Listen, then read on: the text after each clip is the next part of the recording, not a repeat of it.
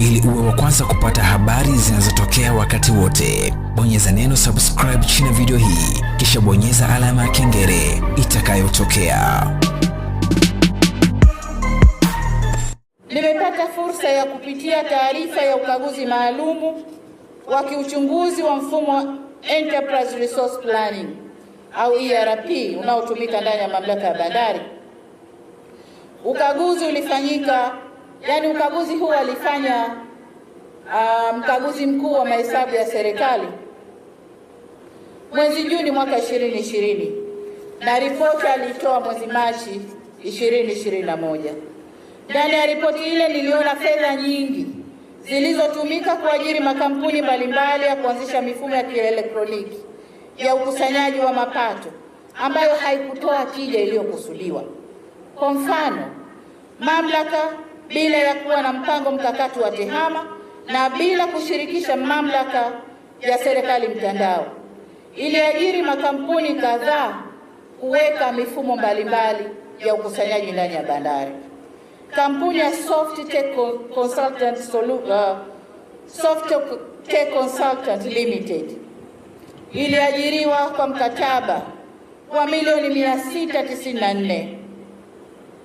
Kati ya hizo milioni 600 zililipwa kwa kampuni, lakini kampuni hii haikumaliza kazi iliyotakiwa kufanya. Mkataba ukavunjwa, na kwa maana hiyo milioni 600 zimekwenda. Kama mfumo ulianza kutumika au la, lakini hilo lilitokea, kazi haikumalizika.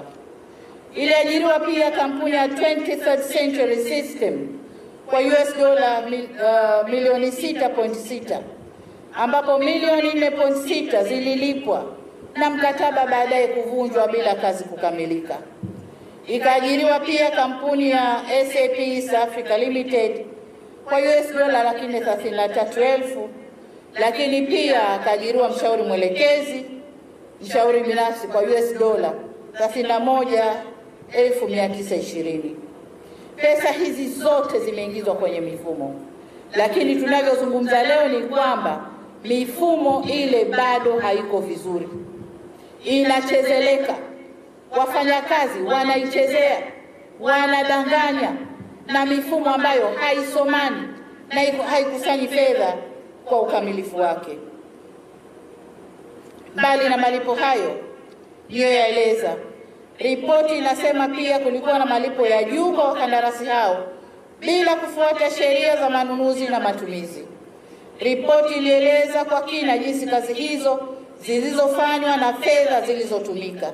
Ilitaja pia watu waliohusika na uzembe na ubadhirifu huo na kupendekeza hatua za kuchukuliwa ambazo hazikuchukuliwa hadi hii leo. Mheshimiwa Waziri, Mheshimiwa Mkurugenzi Mkuu wa Bandari, Mkurugenzi Mkuu wa TAKUKURU upo, naomba au naagiza au naamrisha ripoti ile nendeni mkaisome. Kama haiko kwenye shefu zenu, mimi nayo nitakupeni. Kaitazameni, muangalie yaliyopendekezwa na mkagua mahesabu ya serikali, halafu mchukue hatua, na nasubiri kusikia hatua mlizozichukua. Fedha nyingi sana imepotea, watu tunachekeana tu, tunatazamana tu, na bado waliotajwa kwenye ile ripoti wako maofisini ndani ya mamlaka ya bandari. Sasa hivi wapo maofisini, wanatumika, wanaendeleza ubadhirifu na wizi wa mali ya umma. Nataka kazi ifanyiwe ripoti ile na nipate hatua mlizozichukua tena kwa haraka. Kama mamlaka ya bandari ingechukua hatua za kurekebisha yaliyosemwa, leo hii tarakimu za mapato tunayoyazungumza zingekuwa vingine, lakini vile vile ingesaidia kupunguza ubadhirifu wa fedha za shirika. Nimesema mifumo hii inachezeleka. Karibuni hapa nina taarifa kwamba wafanya kazi wamechezea mifumo ile, hasa wa sehemu za hesabu, kiasi ambacho ukisoma mfumo unaonesha mizigo inayoshushwa imelipiwa, na magetini kule wanasoma mizigo imelipiwa na mageti yanaruhusu mizigo kutoka. Ukweli ni kwamba mizigo haijalipiwa. Mkurugenzi, naomba kuwa macho na hayo mambo. Vinginevyo Ndugu zangu, Mamlaka ya Usimamizi wa Bandari ina bodi ya wakurugenzi iliyoaminiwa kwamba itatoa maelekezo na kusimamia utekelezaji wa shughuli za Mamlaka ya Bandari Tanzania. Haya yanatokea niliyoyataja yote, yanatokea, bodi ipo inaangalia, na hakuna hoja wala hatua zinazoulizwa, je, mmechukua hatua gani? Tujiulize, kuna nini? TAKUKURU, mkurugenzi na waziri, nataka mnijibu kuna nini kilichojificha kwenye hiyo wakati bodi iko hapo. Ndugu zangu, kwa kuwa niko na waziri wa ujenzi na yeye anashughulika na ujenzi na uchukuzi, naomba mniruhusu kuzungumzia jambo linalohusu jitihada za serikali katika kuimarisha usafiri na usafirishaji kwa njia za maji. Mtakumbuka kwamba tarehe 15 Juni mwaka huu nikiwa ziarani Mwanza nilishuhudia kutiwa saini kwa mikataba ya ujenzi wa meli 5 za kampuni ya kuhudumia meli Tanzania MSCL na mkandarasi anayeitwa UTEC Gemi Instad ya nchini Uturuki. Kufuatia utekelezaji wa ujenzi, katika kufuatilia utekelezaji wa ujenzi wa meli hizo, mambo kadhaa yamejitokeza. La kwanza tuliona kwamba ndani ya mkataba ule au mkandarasi ana mtu anaitwa agent. Sijui agent ni nani, mwakilishi ni nani sijui. Wakala. Ana wakala yupo Tanzania, ambaye wakala yule anatakiwa kulipwa milioni $2 kwa kila meli tutakayojenga. Meli ya chini ilikuwa na milioni 1.9 pamoja na vimalipo vidogo vidogo vinakwenda kwa wakala aliyepo Tanzania. Nikaomba mkataba wa wakala, nikaupata. Kazi za wakala ni kufuatilia tenda zitakazotoka Tanzania, kuomba hiyo tenda, kujaza dokumenti za tenda na hivyo ni operational. Lakini wakala analipwa kwa kila meli itakayotengenezwa Tanzania milioni 2, milioni 1.9 dola. Nikachukua hatua za kuagiza vyombo wamtafute wakala na waongee naye. Walifanya kazi yao. Lakini nami nikamwita huyu mkandarasi aliyeshinda hii tenda. Mwisho kaomba radhi na kukubali kuachana na wakala. La pili lilojitokeza katika matayarisho ya kumfuatilia mkandarasi kujenga meli hizo, matayarisho yake yalikuwa yanatia wasiwasi na hakuonekana kwamba yuko tayari kujenga meli hizo. Kutokana na wasiwasi uliopatikana na serikali, tukaamua kuunda timu ya wataalamu kutoka sekta mbalimbali. Tuliunda timu kutoka Wizara ya Ujenzi, tuliunda timu mjumbe mmoja kutoka wakili mkuu wa serikali, mjumbe mwingine tulimtoa kampuni ya huduma za meli, mjumbe mwingine tukamtoa jeshini kitengo cha Navy. Hii ndio timu ambayo tuliitaka iende Uturuki, waende wakafuatilie hadhi au hali ya huyu mkandarasi aliyeshinda hii tenda. Yaliyojitokeza ni haya yafuatayo: kwamba katika kumtafuta huyu mkandarasi imegundulika kwamba UTEC huyo mkandarasi haina eneo lake la ujenzi wa meli, yani shipyard. Badala yake imekuwa ikipata zabuni, na wao ni madalali, wanachukua zabuni, wanatafuta kampuni nyingine, wanawapa kazi, wao ni madalali. Lakini pia iligundulika kwamba mbali na maelezo kuwa kampuni hii na fedha zinazotosheleza ilibainika kwamba uwezo wake wa kifedha ni mdogo mno, kwa sababu mpaka timu inaondoka Uturuki wameshindwa kutoa statement ya fedha walizonazo.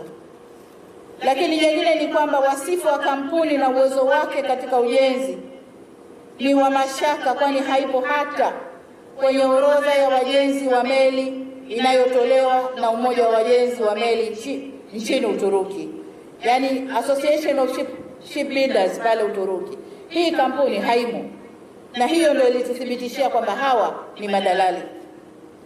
Lakini pia haikuwa na wafanyakazi wenye sifa za ujenzi wa meli na wala haina mitambo ya kujenga meli.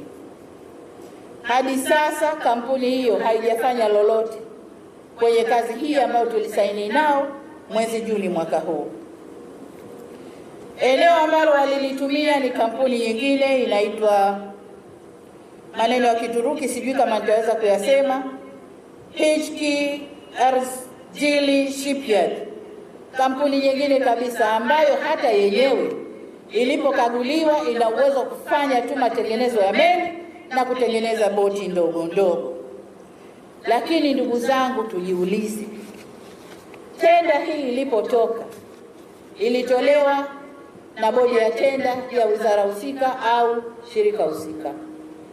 Shirika lile lina bodi ya wakurugenzi ambao wamepitisha tenda hii. Lakini pia niseme, nina taarifa kwamba hata huyu mkandarasi alifanyiwa due diligence ambayo imesema yuko positive, lakini timu ilipokwenda yaliyobainika ni hayo. Sasa haya tumeabaini hivi karibuni. Huko nyuma yametokea mangapi? Yametokea mangapi, waziri? Na hili nalo ni mzigo wako. Naomba tenda bodi iliyohusika, bodi ya wakurugenzi, jiulize tena kwamba hawa watu, hivi vikundi viwili bado vinafaa kukaa kwenye hili shirika kama miradi iliyokuwa ikipitishwa ni aina hii. Ndugu zangu,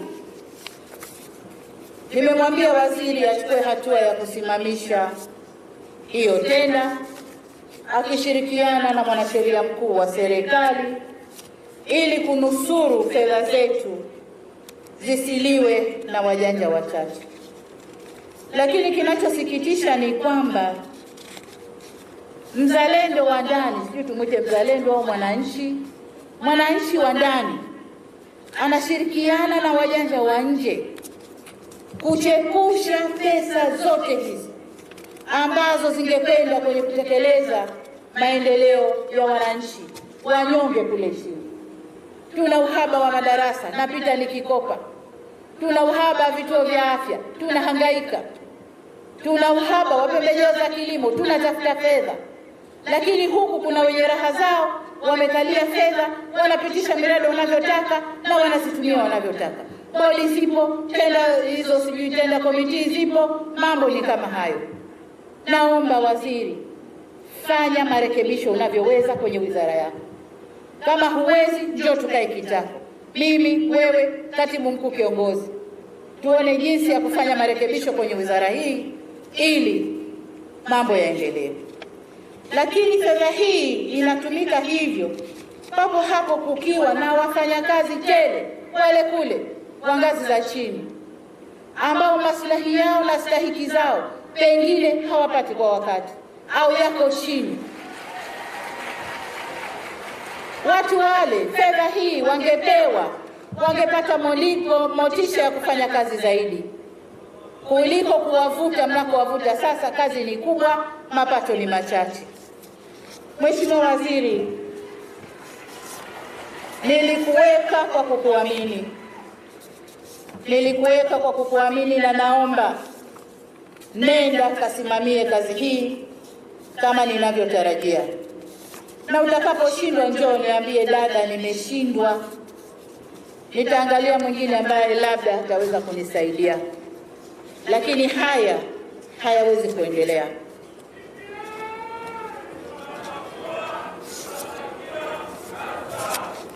Ndugu zangu, kuna makundi wanajua wanayoyafanya ndani ya serikali. Ni makundi hayo hayo yanageuka kusema serikali ya awamu ya 6 ufisadi umerudi, mambo yako ovyo, kumbe wao ndio wako ovyo.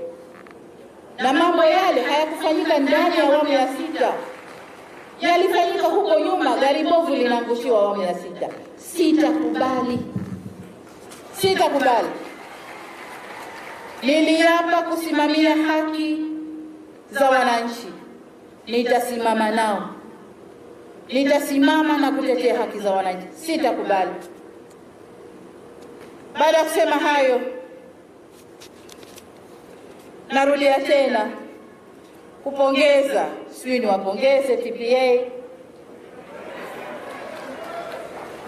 Nadhani kwa kazi zinazoendelea niwapongeze tu ili niwape moyo muendelee kufanya mazuri zaidi.